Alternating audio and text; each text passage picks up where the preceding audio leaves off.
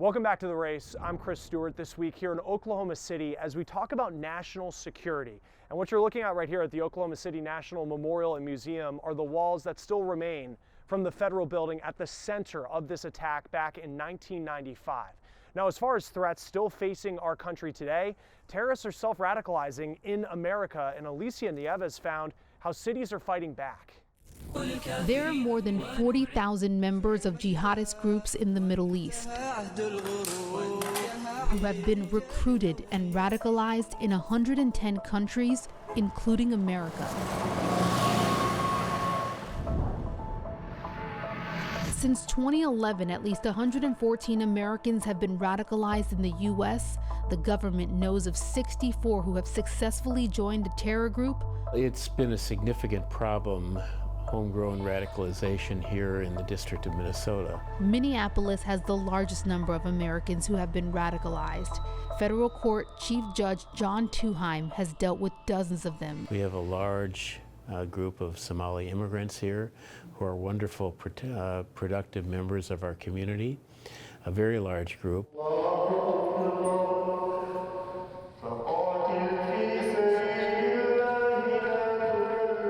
But there have been some who it's difficult for them to shake the ties to the old country. For perspective, there are more than 100,000 Somali Americans in Minneapolis, and less than 1% have been radicalized. But those who have are mostly young men, even teens. What are some of the ways that people have been radicalized? Well, I think the biggest culprit is probably the internet and very effective advertising, recruitment videos that were done by ISIS. Last year, Judge Tuheim and other district court judges in the Twin Cities decided to come up with a way to combat radicalization here. His court created the country's first de-radicalization program for homegrown terrorists. We spent some time looking around the world, and we examined programs in about 8 or 9 different countries. The program in Minneapolis is modeled after a program that de-radicalized Nazis in Germany.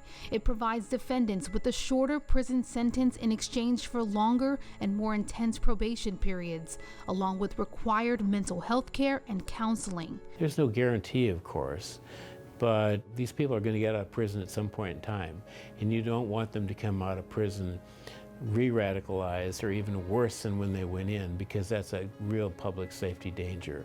So I think we'd like to work with them and see what we can do. I think I hear you saying in your 20+ years of experience that compassion here may be the cure. Well, I think it is.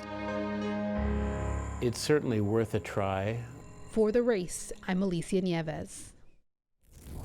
Well, it seems like almost everyone is on social media these days, the ways it threatens national security when the race continues.